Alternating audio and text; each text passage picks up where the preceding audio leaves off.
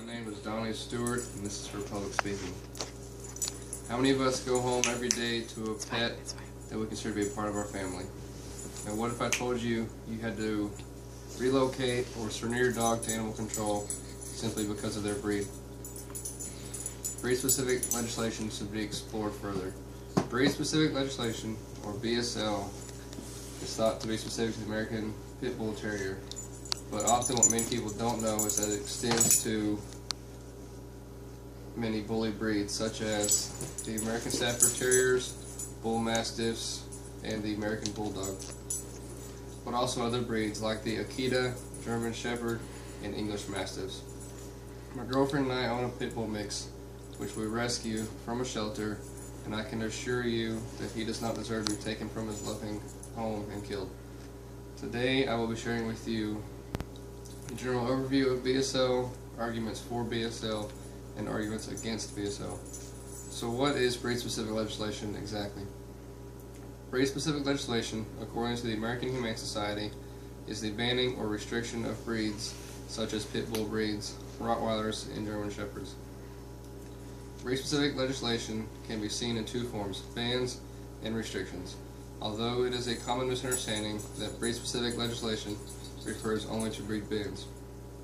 A breed ban usually requires that all dogs of a certain appearance or targeted breed be removed from the municipality where the ban has been implemented.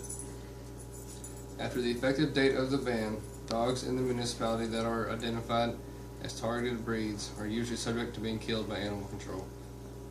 Although in some cases some dogs may be saved if relocation is an option. According to American Pet Products Association, out of 73 million pet dogs, 31 million are classified by their owners as mutts.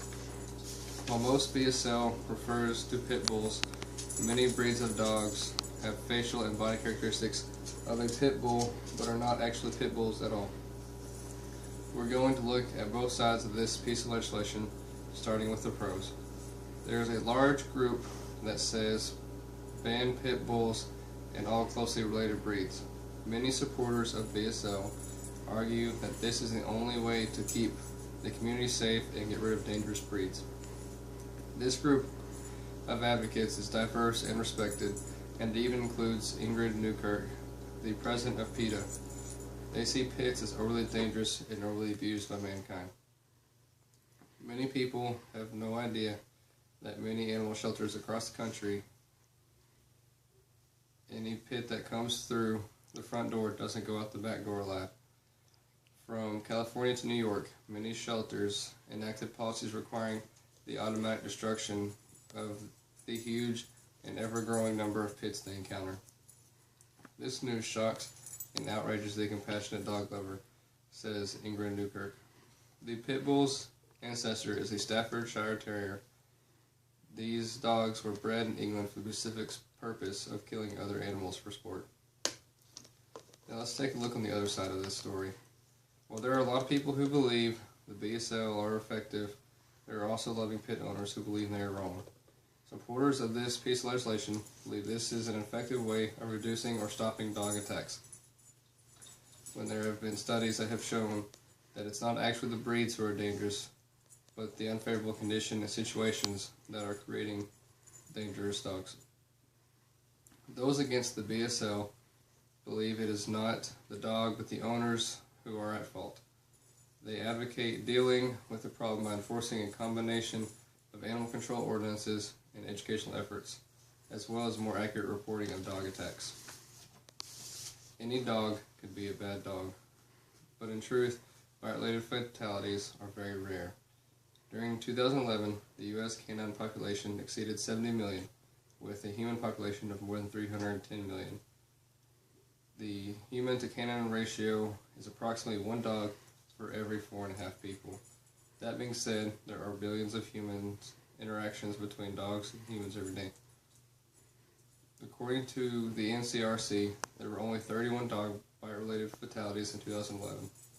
The majority of these attacks involved resident dogs, not family pets. Resident dogs are those whose owners isolate them from regular positive human contact. So I think it's safe to say that this is being made into a much bigger deal than need be. I'm sure there is so much more information than what I've provided here for you today. Let's go over what we've learned. Breed-specific legislation happens in two forms: bans and restrictions. These are based on what we can be considered dangerous breeds. Supporters believe that breed-specific legislation is the only way to reduce or stop dog attacks and get rid of dangerous breeds altogether. Those against breed-specific legislation believe there are more alternatives, such as tough laws and educating the community, that would be more effective, because it is the owners, not the dogs, to blame.